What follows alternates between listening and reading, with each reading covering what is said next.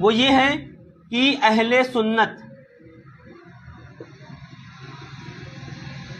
سنت والجماعت اس زمانے میں حنفی کہلاتے تھے، جس کی ہم پیروی کرتے ہیں۔ ہمارے نزدیک امام اعظم ابو حنیفہ کا جو راستہ ہے وہ حنفی راستہ ہے۔ اہل سنت و جماعت جو ہمارے نزدیک امام اعظم ابو حنیفہ سے ہو کے آیا ہے، وہ ہمارے لیے اہل سنت و جماعت حنفی مسلک کہلاتا ہے۔ اب اسی حنفی مسلک میں ایک کردار یہ ہے اعلیٰ حضرت کا کردار، اور اسی راستے میں اسی سوچ کو رکھنے والا ایک عقیدہ یہ ہے جسے دیوبندی عقیدہ کہا جاتا ہے، اور اسی کے ساتھ ایک وہابی عقیدہ بھی نکلتا ہے۔ حالانکہ پہلے وہابی آئے ہیں، اس کے بعد دیوبندی، اور بعد میں یہ لوگ آئے ہیں۔ اعلیٰ حضرت کا راستہ یہ بھی اپنے آپ کو حنفی کہہ رہے ہیں، دیوبندی وہابی یہ بھی اپنے آپ کو حنفی کہہ رہے ہیں۔ حالانکہ وہابی جو ہوتے ہیں وہ کچھ اہل حدیث بھی ہوتے ہیں جو اپنے آپ کو سلفی کہتے ہیں۔ ابھی ہم بات صرف وہابیوں کی کر رہے ہیں، چلیے وہابی لے لیتا ہوں میں۔ وہابی ایک اعلیٰ حضرت کو ماننے والے لوگ ہیں، ایک وہابی مزاج کے لوگ ہیں۔ اعلیٰ حضرت کو ماننے والے لوگ اپنے آپ کو حنفی کہہ رہے ہیں، وہابی مزاج کے لوگ بھی اپنے آپ کو حنفی کہہ رہے ہیں۔ تو اب ہم کو یہ دیکھنا ہے کہ اس میں سے اعلیٰ حضرت کا راستہ صحیح ہے یا وہابی جماعت کا جو راستہ ہے وہ صحیح ہے۔ چلیے ہم کو کیا کرنا ہے، اعلیٰ حضرت نے ہم کو کیا بتایا؟ سب سے پہلے توحید۔ اب کچھ لوگ کہیں گے اعلیٰ حضرت نے توحید کیوں بتائی؟ اعلیٰ حضرت تو شرک کی دعوت دیتے ہیں، اعلیٰ حضرت تو مشرک بناتے ہیں۔ بھیا شرک اور مشرک کسی کو کہنے سے پہلے آدمی 200 بار سوچے۔ توحید پرست انسان کو کبھی شرک نہیں کہنا چاہیے، کبھی مشرک نہیں کہنا چاہیے۔ سب سے پہلے میں آپ کو ایک حدیث شریف بتاتا ہوں، حدیث شریف کی بخاری شریف کی حدیث شریف، انما الاعمال بالنیات، اعمال کا دار و مدار نیت پر ہے۔ جب کوئی بندہ کسی کے سامنے جائے، اب وہابی دیوبندی کیا کہتے ہیں، کسی کے سامنے آپ اس طریقے سے اگر جھک گئے تو یہ توحید میں ہمارے خلل پیدا ہو گئی، ہم نے شرک کر دیا، ہم مشرک ہو گئے۔ یہ بتائیے کیا ہم لوگ بہت جگہ میں کیا ایسا جھکتے نہیں ہیں؟ جوتا پہنتا ہے جب انسان تو جھکتا ہے، اگر اس کی ماں اس کے سامنے کھڑی ہے، اپنی ماں کے سامنے وہ ایسے جھک کر کے جوتے پہن رہا ہے تو کیا وہ مشرک ہو گیا معاذ اللہ رب العالمین؟ اگر یہ دیکھا جائے گا تو آج کی تاریخ میں آپ کے نزدیک کوئی بھی انسان نہیں ہوگا جو مسلمان ہوگا، کیونکہ وہ ہر بچہ جو کہیں نہ کہیں ماں کے سامنے جھکا ہوگا، کہیں باپ کے سامنے جھکا ہوگا، تو اس کا مطلب معاذ اللہ ہر آدمی شرک ہو گیا، ہر بچہ مشرک ہو گیا۔ تو توحید تب تک خلل پیدا نہیں ہوتی جب تک کہ کسی بھی غیر اللہ کو دل کے ساتھ اس کو یہ نہ سمجھا جائے کہ یہ ہمارا معبود ہے۔ جب تک کوئی بھی انسان اس بات کو تسلیم نہیں کرتا ہے کہ فلانا انسان میرا معبود ہے، تب تک وہ مشرک نہیں ہوا، تب تک وہ شریک خدا کی بارگاہ میں کسی کو شریک نہیں کیا۔ شرک کا مطلب کیا ہوتا ہے؟ خدا کی عبادت میں یا خدا کو عبادت کے لائق سمجھنا اور اس کے ساتھ ساتھ کسی غیر کو بھی اللہ کے برابر کا شریک ٹھہرانا، اس بات کو کہا جاتا ہے کہ یہ شرک ہے۔ تو شرک کا مطلب آپ لوگوں کو سمجھ میں آ جانا چاہیے۔ توحید کا مطلب یہ ہے کہ ہم بریلویوں کا، اہل سنت و جماعت کا یہی عقیدہ ہے کہ اللہ اکیلا ہے جو لائق عبادت ہے، اس کے بعد کوئی بھی ایسا انسان نہیں ہے، کوئی بھی ایسی ذات نہیں ہے جس کی عبادت ہم بریلوی لوگ کرتے ہیں۔ السلام علیکم ورحمۃ اللہ وبرکاتہ۔ میرے پیارے مسلمان بھائیوں، پورا ویڈیو دیکھیں، ویڈیو تھوڑا لمبا ہونے والا ہے، دلیل زیادہ ہے، اور میرا یہ ویڈیو اس شخص تک ضرور پہنچا دیجیے گا تاکہ اس کو پتہ لگ جائے کہ قرآن حدیث کے اندر کیا لکھا ہوا ہے، اللہ اور اس کے رسول نے کیا فرمایا ہے، اسے پتہ لگ جائے۔ کیونکہ یہ لوگ ہے نا قرآن حدیث کے سب سے بڑے دشمن ہیں، یہ سچائی کو چھپاتے ہیں اور اپنے مسلک کی بناوٹی باتوں کو پیش کرتے ہیں مسلمانوں کے سامنے اور بتاتے ہیں کہ یہی ہمارا دین ہے۔ میرے پیارے مسلمان بھائیوں، میں نہیں کہتا کہ آپ میری بات کو مانیے، میں آپ کے سامنے دلیل اور ثبوت رکھتا ہوں، قرآن اور حدیث رکھتا ہوں، قرآن اور حدیث پر آپ عمل کریے۔ سب سے بہترین جو دین اسلام ہے وہ قرآن اور حدیث ہے، اس کے علاوہ کوئی دین اسلام نہیں ہے۔ میرے پیارے مسلمان بھائیوں، سجدہ کرنا کسی کو بھی ناجائز اور حرام ہے، ٹھیک ہے، لیکن آپ کسی سامان کو اٹھانے کے لیے اگر جھک رہے تو وہ سجدہ نہیں ہے، یہ صرف بیوقوف بناتے ہیں سجدے کو جائز ٹھہرانے کے لیے، ٹھیک ہے۔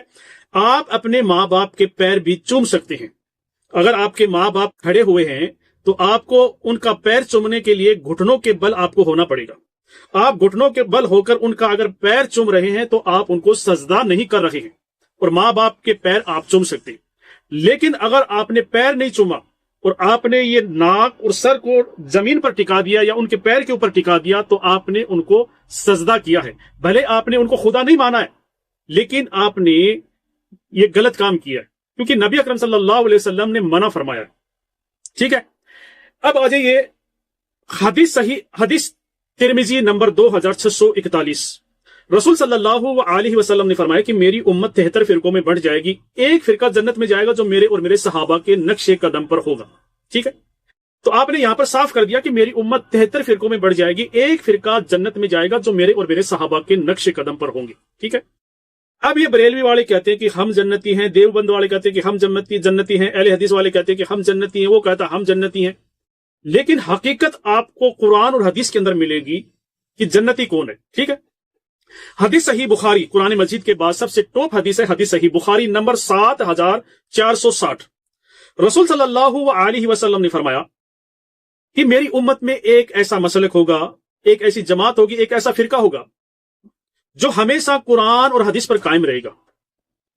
उनको झुठलाने वाले लोग, उनकी मुखालफत करने वाले लोग उनको कुछ नुकसान नहीं पहुंचा सकेंगे, यहां तक कि कयामत आ जाएगी और वो उसी हाल में रहेंगे। यहां पर बिल्कुल क्लियर हो गया है कि जन्नती फिरका कौन सा है।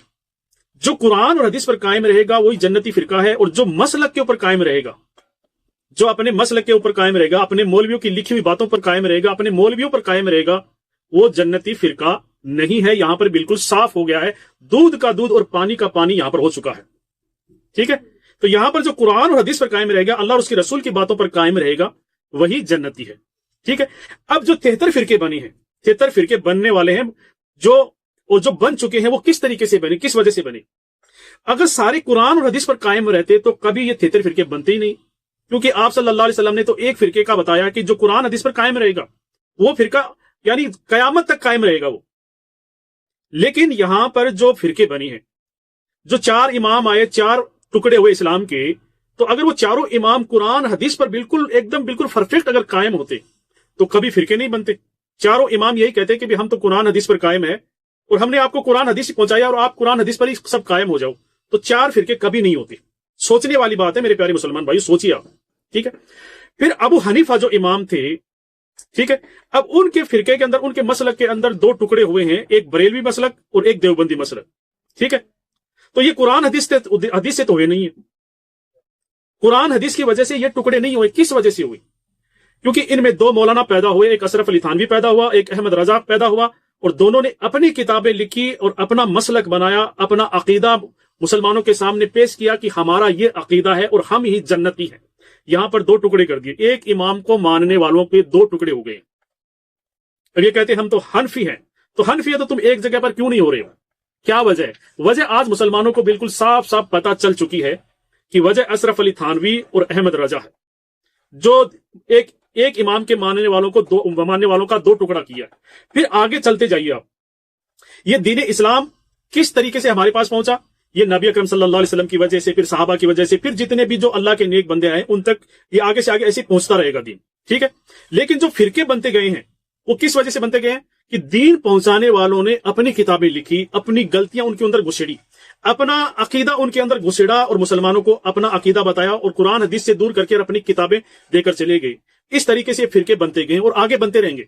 जिस तरीके से ये अशरफ अली थानवी, अहमद रजा आया है, इस तरीके से और आगे आते रहेंगे और वो अपनी किताबें लिखेंगे। वो कुरान हदीस से कुछ हदीसें उठाएंगे, कुरान उठाएंगे, अपनी किताबों के अंदर लिखेंगे और खुद अपना अकीदा लिखेंगे कि हमारे वली का ये अकीदा था, हमारे मौलवी का ये अकीदा था। वो किताबें अपने मसलक बनाएंगे और पकड़ाकर चलेंगे और वो मसलक बन जाएंगे। आगे चल के बड़े बड़े फिरके बन जाएंगे। तो इसी तरीके से ये टुकड़े होते हुए आए। अगर कुरान हदीस पर कायम रहते तो ये दीन इस्लाम के अंदर फिरके बनते ही नहीं। यहां पर अल्लाह के रसूल ने साफ फरमा दिया, हदीस सही बुखारी नंबर 7460 के अंदर, कि मेरी उम्मत में एक ऐसा मसलक होगा, एक ऐसा फिरका होगा, एक ऐसी जमात होगी जो हमेशा कुरान हदीस पर कायम रहेगी, यहां तक कि कयामत आ जाएगी और वो उसी हाल में रहेंगे। तो जो कुरान हदीस पर जो कायम रहेगा हकीकतन वो ही जन्नती है, यहां पर साफ हो गया। ठीक है, फिर हदीस सही बुखारी नंबर 3454, 3453, 1390 नंबर। अब ये जो कहते हैं ना कि हम किसी की इबादत नहीं करते हैं, हम किसी की इबादत नहीं करते, सिर्फ अल्लाह की इबादत करते हैं, ये बरेलवी वाले कहते हैं ना। मैं दलील और सबूत पेश करूंगा कि ये अल्लाह को छोड़कर वली औलियाओं की जो वफात पा चुके हैं उनकी इबादत करते हैं, और इबादत को हिंदी में कहते हैं पूजा, और ये उनकी पूजा करते हैं। तो हदीस सही बुखारी नंबर 3454, 3453, 1390 नंबर। रसूल सल्लल्लाहु अलैहि वसल्लम की वफात का आखिरी वक्त था, तो आपने फरमाया कि यहूद और नसारों पर अल्लाह की लानत हो, उन्होंने अपने अंबियाओं की कब्रों को सजदागाह बना लिया। यहां पर गौर करिए, तो यहूद और नसाराओं के जो अंबियाएं थे वो कौन थे? वो मुसलमान थे। لیکن یہود نصارہ نے وہ لوگ ان کی مانتے نہیں تھے. وہ دین پھیلانے کی کوشش کرتے تھے, ایک اللہ کی طرف لے جاتے تھے, لیکن وہ جاتے نہیں, جیسے آج بریلوی نہیں جا رہے قرآن حدیث کی طرف. بعد میں ان کی وفات ہو گئی تو وہ ان کو حاجت روا اور مددگار مان بیٹھے یہودی اور نصارہ, کہ یہ حاجت روا ہے, مددگار ہے, اللہ نے ان کو اختیار دیا. تو انہوں نے ان کی قبریں بنا لی, سجدہ کرنا شروع کر دیا اور ان سے مانگنا شروع کر دیا. ٹھیک ہے, تو اللہ کے رسول نے لعنت فرمائی ہے کہ اللہ کی ان پر لعنت ہو. تو اسی طریقے سے آج ان بریلویوں نے کیا کہ انہوں نے درگاہ مزاریں بنا لی اور ان کو حاجت روا اور مددگار بنا لیا. تو اللہ کے رسول نے جو یہود اور نصاروں پر لعنت فرمائی ہے نا, وہی لعنت ان کے اوپر بھی ہے, وہی لعنت آج ان کے اوپر بھی ہے کہ انہوں نے یہودی اور نصارہ والا طریقہ انہوں نے اپنا کے رکھا ہوا ہے. ٹھیک ہے, اب آجیے حدیث ترمذی نمبر 3372 نمبر. رسول صلی اللہ علیہ وسلم نے فرمایا کہ دعا ایک عبادت ہے, دعا ایک عبادت ہے. تو دعا ہم صرف اللہ سے کر سکتے ہیں. پھر اللہ کے رسول صلی اللہ علیہ وسلم نے سورہ المومن کی آیت نمبر 60 پڑھ کر سنائی کہ تمہارا رب کہتا ہے کہ مجھے پکارو میں تمہاری دعا قبول کروں گا. تو اللہ خود کہتا ہے کہ مجھے پکارو میں تمہاری دعا قبول کروں گا. اللہ کے رسول نے فرما دیا کہ دعا ایک عبادت ہے اور دعا اللہ کے سوا کسی سے نہیں کی جا سکتی. اور دعا کو, عبادت کو ہندی میں کہیں گے پوجا. آج یہ ولی اولیاؤں کی قبروں پر جا کر ان سے دعا مانگتے ہیں, ہاتھ اٹھا کر مانگتے کہ نہیں مانگتے. اور دعا کیا ہے, ایک عبادت ہے, ہندی میں کہیں گے اس کو پوجا. تو یہ ولی اولیاؤں سے جو حاجت روائی کرتے ہیں, دعا مانگتے ہیں, تو وہ ان کی عبادت کر رہے ہیں, ان کی پوجا کر رہے ہیں. یہ دلیل میں نے ثبوت دے دیا. دعا صرف اللہ سے کی جاتی ہے. ٹھیک ہے, سورہ الانعام آیت نمبر 64 اللہ تعالیٰ فرماتا ہے, اے رسول صلی اللہ علیہ وسلم ان سے کہہ دو کہ اللہ ہی تمہیں ہر دکھ اور تکلیف سے نجات دیتا ہے, پھر تم اللہ کے ساتھ شریک کیوں ٹھہراتے ہو, شریک کیوں کرتے ہو. یہاں پر صاف ہو گیا کہ دکھ اور تکلیف سے نجات دینے والا اللہ ہے, اللہ کے سوا کوئی دکھ اور تکلیف سے نجات نہیں دے سکتا. ٹھیک ہے, اب کوئی شخص جا کر کسی فوت شدہ انسان سے کسی درگاہ مزار پر جا کر کہتا ہے کہ مجھے بابا جی مجھے دکھ اور تکلیف سے نجات دے دو, تو وہ اس کی عبادت کر رہا ہے, اس کی پوجا کر رہا ہے, اس کو خدا کا شریک کر رہا ہے کہ جو پاور خدا کے پاس ہے وہ اس کے پاس بھی ہے. وہ اس کو خدا مان رہا ہے, خدا ہی مان لیا. اور کیا ہے, جو پاور اللہ کے پاس ہے دکھ اور تکلیف سے نجات دینے والا, اور انسان جا کر ایک فوت شدہ انسان سے کہتا ہے کہ مجھے دکھ اور تکلیف سے نجات دے دو, تو وہ اللہ ہی مان لیا نا, اس کو اللہ کے برابر مان لیا. تو وہ کیا کر رہا ہے, اس کی عبادت کر رہا ہے, اس کی پوجا کر رہا ہے. اور یہ بریلوی والے کیا کر رہے ہیں, آج قبر کے پوجوے, قبر پوجا کر رہے ہیں, قبروں کی عبادت کر رہے ہیں. ٹھیک ہے, پھر آج حدیث ترمذی نمبر 3524 نمبر. نبی اکرم صلی اللہ علیہ وسلم کو جب کوئی کام سخت تکلیف میں پریشانی میں ڈال دیتا تو آپ یہ دعا پڑھتے کہ اے اللہ, اے ہمیشہ زندہ رہنے والے, میں تیری رحمت کے وسیلے سے تیری مدد چاہتا ہوں. تو نبی اکرم صلی اللہ علیہ وسلم خود پریشانی میں ہوتے تو وہ کسی نبی کی مزار پر نہیں جاتے, قبر پر جا کر ان سے حاجت روائی نہیں کرتے تھے, وہ اللہ تعالیٰ سے مانگتے تھے, اللہ کے سامنے فریاد کرتے تھے کہ اللہ مجھے دکھ اور تکلیف سے نجات دے دے تیری رحمت کے وسیلے سے, تیری رحمت کے ذریعے. تو یہاں پر نبی اکرم صلی اللہ علیہ وسلم کا طریقہ چلے گا, اور وہی حق اور وہ سچ ہے. اگر آپ کے اوپر کوئی پریشانی, دکھ اور تکلیف آتا ہے تو اللہ رب العالمین سے آپ دعا کریں.